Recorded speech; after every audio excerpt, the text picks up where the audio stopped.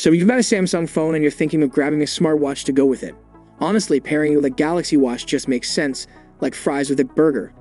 But here's the real question: if you're eyeing the premium options, which one do you go for? The Galaxy Watch 8 Classic or the all-new Galaxy Watch Ultra 2025?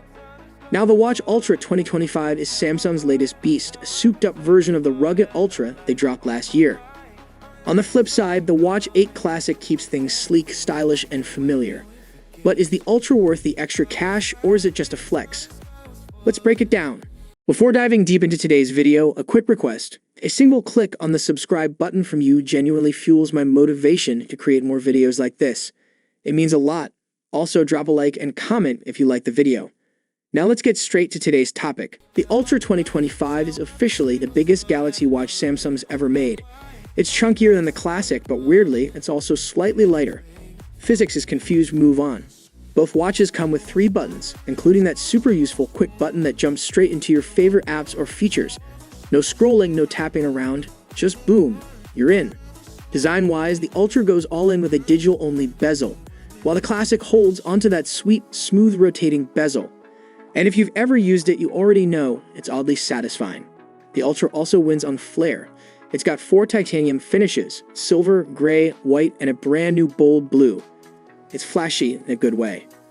Up front, the Ultra rocks a 1.5-inch emerald AMOLED panel with a jaw-dropping 3000 nits peak brightness, all protected by sapphire crystal.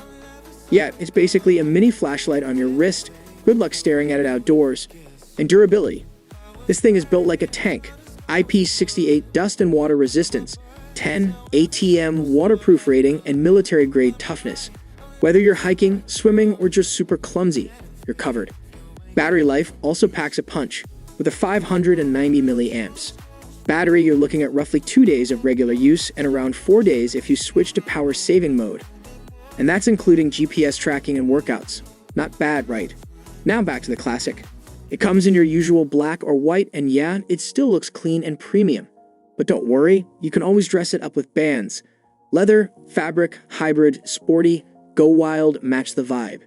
The screen's slightly smaller at 1.34 inches, still AMOLED, just as bright, and also covered in sapphire crystal. It's IP68 military certified too, but the water resistance here is rated at 5 ATM, so maybe don't dive too deep. And the battery?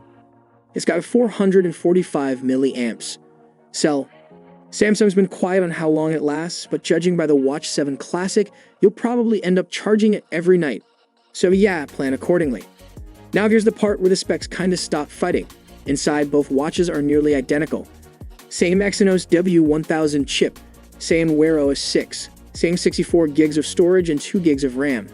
That's double what last year's Ultra had, so that's a solid upgrade. As for health tracking, you're not missing anything on either one. Heart rate, blood oxygen, skin temperature, sleep, stress, calories, you name it, it's there. All powered by Samsung's upgraded bioactive sensor. Plus, both watches bring the new stuff too: sleep apnea detection, vascular load tracking for your sleep stress levels, and even an antioxidant index that checks your carotenoid levels. That's basically your diet score on your wrist. Pretty wild. Another cool bonus: both watches come with Google Gemini built in. So no more yelling at Google Assistant and hoping it hears you. Just ask your watch stuff like start a workout, what's on my calendar, or how do I pronounce quinoa? It gets it. Samsung and Google really teamed up this time to make the whole Wear OS experience feel smoother and smarter. You're also getting LTE options, Bluetooth 5.3, and NFC support, tap to pay, and all that good stuff.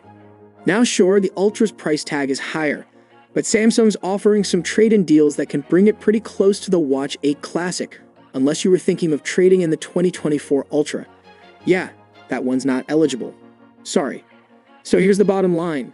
If you're the adventurous type, someone who needs durability, crazy brightness, and a battery that lasts longer than a day, the Ultra 2025 is built for you. It's rugged, it's bold, and it's kind of a monster. But if you're more into clean design, lighter feel, and that iconic rotating bezel that everyone secretly loves, the Watch 8 Classic is still a killer choice. It's got all the same brains, just with a slimmer body and friendlier price. And look, if you already own last year's Galaxy Watch Ultra, maybe just chill. The upgrades aren't life-changing, and unless you're chasing that blue titanium, you're not really missing much. So, which one are you leaning toward? The Rugged Ultra or the Sleek Classic? Let me know in the comments. I'll catch you in the next one. Until then, stay sharp and don't forget to charge your watch.